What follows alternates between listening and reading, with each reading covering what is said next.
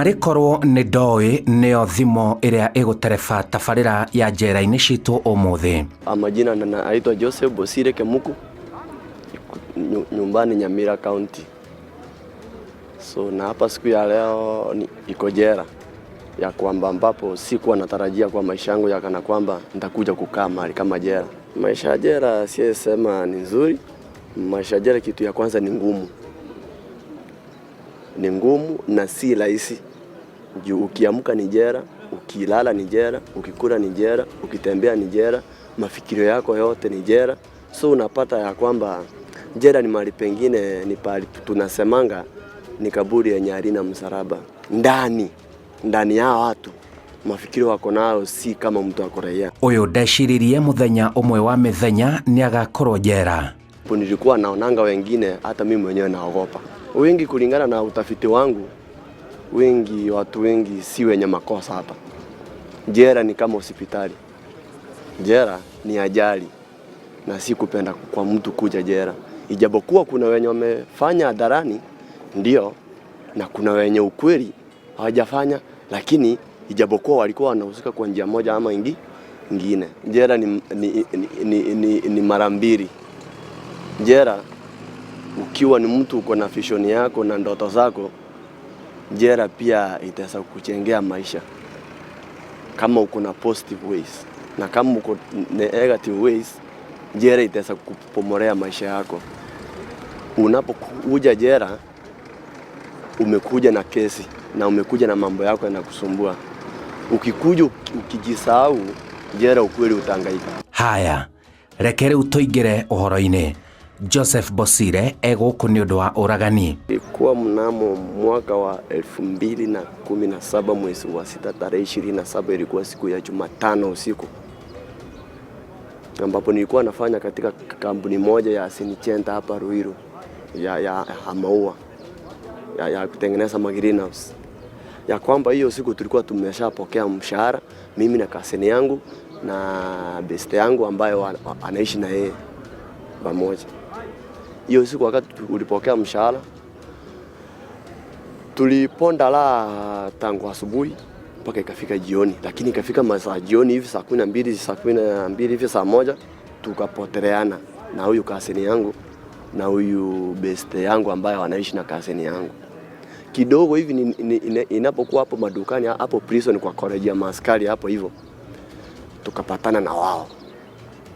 So unajua ile harakati ukiwa mlevi pia kuna vile una ubiefu. So mimi nikajaribu kubiefia kaseni yangu na nikamtusi. Na yeye sababu anajua wakati mtu amelewa, sababu ananielewa, yeye akafanya nini akaenda. Lakini huyu mwenye walikuwa na yeye juu ni best yangu na wanaishi na yeye, juu mimi niko kwangu kifyangu, huyu mjamaa yeye alirudi nyuma na kunishika mashadi na kuniuliza kwani mbona unatutuzi, na mimi ya kwamba mimi si kuwa nimemtuzi yeye, nilikuwa nimetuzi kaseni yangu. Hapo kaseni yangu yeye akapiga kona moja hivi akaenda. Tukabaki na huyu mjamaa hapo kwa madukani na avinyonzi. Hapo tukaanza kupigana. Na mimi ukuri ya kwamba mimi hakuna chochote ambacho tulikuwa tunaulizana na huyu mjamaa, na huyu mjamaa bado ni wa nyumbani, so unajuana. Hata wazazi wake ananijua na wazazi wake wanajua wazazi wangu. So tulipigana hapo, ikawa kuna vile nilikuwa nimevaa kisuti, nilikuwa nimevaa headphone na simu. So Kenya kiriniudi ni ile tumepigana na Kenya tunapigania hakuna.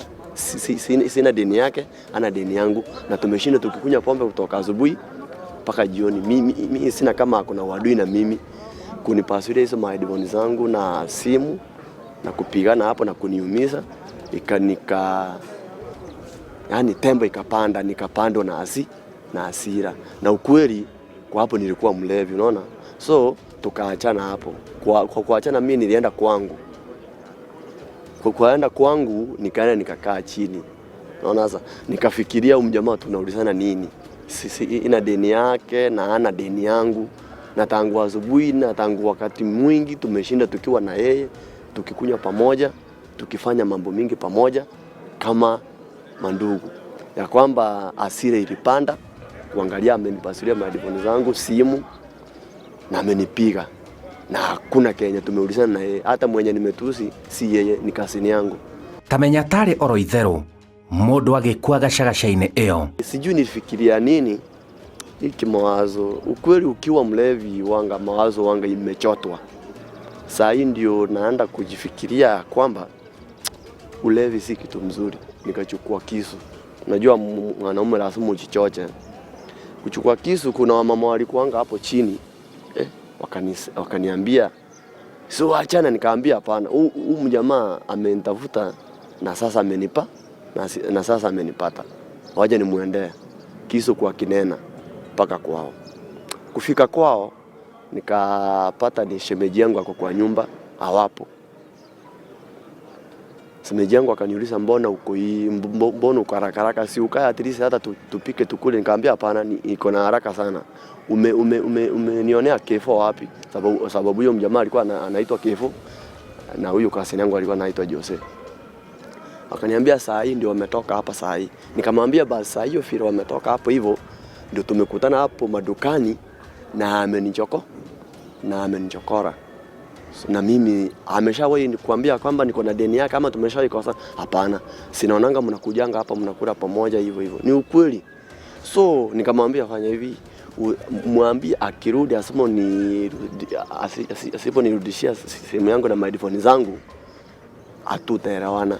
Kidogo sasa nimeenda kutoka hivi kwa kikorido hivyo, nikapata ndio wanaingia. Mmoja kuna maziwa na mwingine kuna mkate. Na kasini yangu ndiye alikuwa ametangulia mbele. Unaona sasa? Lakini mimi nia yangu haikuwa eti ni mtore hivyo. Nia yangu ilikuwa akikubali tuingie kwa nyumba, tukae chini tuongeleshane, ujue makosa iko wapi, na akubali kunibaia simu yangu na madifoni zangu, sababu hiyo siku tulikuwa tumeshakula mzara juu nilikuwa najua tuko na pesa. So ikawa yeye amenionea kutoka nyuma ya kasini yangu, si amenikimbilia na kuniuliza, "Tena umenifuata hapo kufanya nini?" Sasa mimi nikamwambia hata mimi nimekuja hapa kujua ya kwamba nini tunazana na wewe, na mimi si wewe nimetuzi. Hata mwenye nimetuzi ndio mkubwa kuniliko, ndiye angeniuliza hivyo. Si ikawa sasa yeye amenikimbilia na amenishika mashati. Kana kwamba yeye ajui kana kwamba niko na kisu. Na mimi ni mtu wa hasira mingi by the way. So ikawa tumepishana hapo kwa kodo hivi 2-3.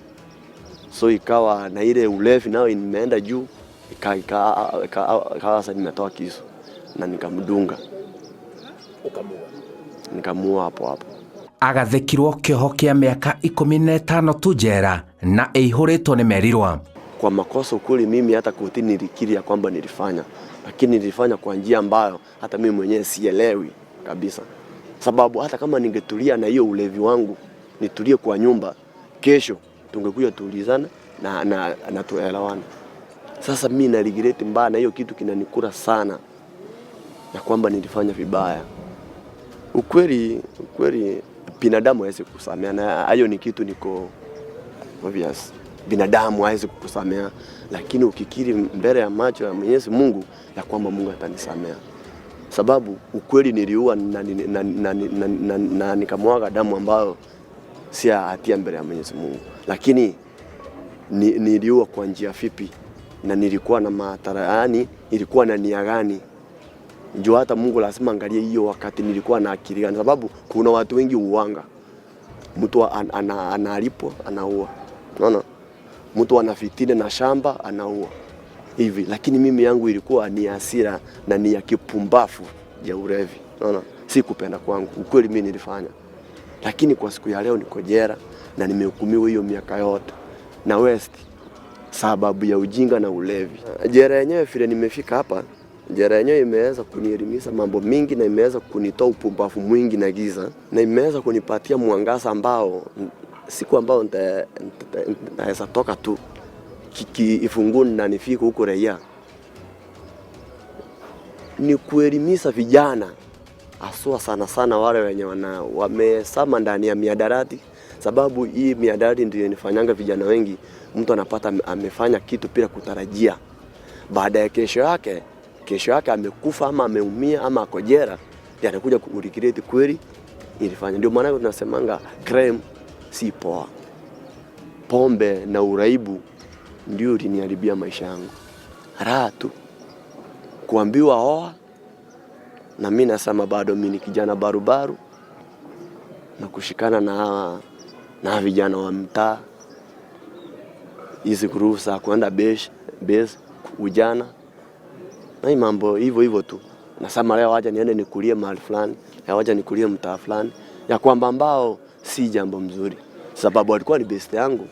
Sababu hata kesi yenyewe kulingana vile kilienda, best yangu unaishi mtaa moja, tunafanya kazi pale pamoja, tulikuwa tunakunywa pombe pale pamoja, kwa hivyo sana hivi nini kesi ikawa ni manslaughter, kuua bila kutarajia.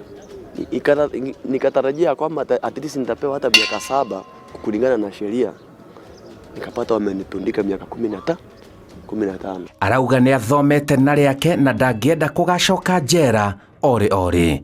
Hata sasa hivi vile niko ndani ya jera, nisikie hata tuseme mtu wetu wa nyumbani ama kasini, ama mtu wote wa nyumbani ambao anahusika na mimi ameshikwa kukuja jera, hata nikiwa ndani ya jera, sijui nitajaribu aje mpaka asifike hapa kama niko na uwezo, ama nitawaambia aje namna gani. Tafadhali tafuta kila njia, si mtu wako stenje, tafuta kila njia asifike eneo hapa. Sababu jera ni mahali pa kuwaste miaka, by the way. Kuwaste miaka tu inaenda hivi tu.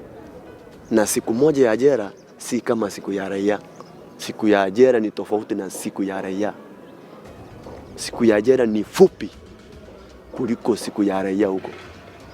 Kitambo amke ayo kiamka 6 asubuhi mpaka 6 jioni, utafanya mambo mengi sana. Na hata kuna mambo mengi sana utasahau tangu asubuhi umefanya mambo mengi. Lakini jera unaamka hiyo 5. Lunch yako si kama lunch ya raia, lunch yako ni saa 5:30. Sapa yako si kama ya raia, sapa yako ni ya saa 9. Kulala kwako si kama ya saa 3 ya raia, kulala kwako ni 6. Unaona sasa? So siku inapata imelimitiwa kabisa. So imelimitiwa kulingana hata kwa maandishi kwa Biblia inasemanga ya kwamba usipofuata amri na utii wazazi ya kwamba dunia itakuelekeza na utafunzwa na dunia. Sasa na dunia ndio hii, si ingine, ndio hii. Nĩarahoya mũhera kũrĩ arĩa ahĩtĩirie.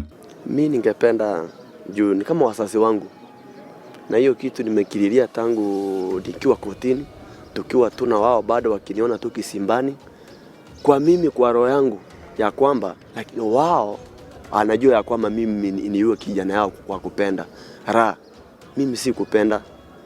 Jinsi nilivyo, hata ukinionanga mimi ni mtu wa kanisa kabisa. Isipokuwa ni ulaibu ilikuwa imeniingilia. Lakini kwa saa hii mimi nimerefresh akili yangu na niko sawa, na ningeomba msamaha ya kwamba hawa wazazi palipopote wataweza tu stukia, hata kama ni hoteli wanakunywa chai, wasikie tu TV hivi na wanione. Mimi si kupenda kuua kijana yao, ilikuwa ni kipati mbaya. Pia hata yeye upande yake alikuwa ni mraibu wa pombe, pia hata mimi ni mraibu wa pombe nilikuwa, sababu ya upumbavu na kutosikia maagizo ya wazazi. Pia hata yeye kuna vile wameshamuonya mara mingi, pia hata mimi kuna vile nimeshaonywa mara mingi na wazazi. Ijapokuwa vijana wengi wangu tunajigamba na kusema sisi tumechanuka na niko na ID na nitatembea Kenya mzima, yani mimi ni mwanaume, unaona, tunasahau maagizo ya wazazi. Ndio maana yake tunaambiwa usipofunzwa na mamako utafunzwa na ulimwengu. Na yeye pia sababu ya akutii maagizo ya mama yake na wazazi wake, dunia ilimfunza sasa yako mchangani, na si kwa kupenda kwake kabisa, ni kutotii. Kuambiwa acha raha mingi, acha ulevi, fika kwa nyumba mapema, acha nini grupu za mtaani, akusikia yote. Alisikia ikatokea hapa ikaenda. Pia hata mimi hivyo. Lakini pia mimi sasa ndio nimekuja kujua Mungu wako na nia na maisha yangu, sababu mimi si kwenda chini.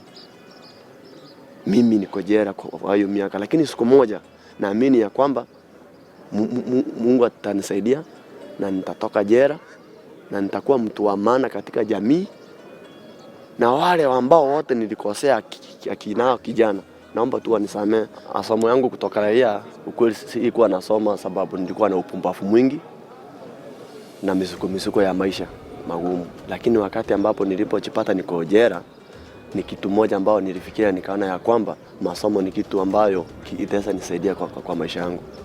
Sababu saa hii wengi wao ukiwa na masomo, by the way, masomo inakutoa kwa ngori mingi sana. Hata hapo kotini masomo ndio nilikuwa naona inaokoanga watu. So hii part yangu kuja kwangu jela ni kama ni mpango ya Mungu. Mimi kwa ukweli na nimekuja nimejoin shule ya jela, na ukweli jela zinakubalingi ya kweli usife ndoto ya masomo. Masomo itaendea hata ukiwa mahali gani.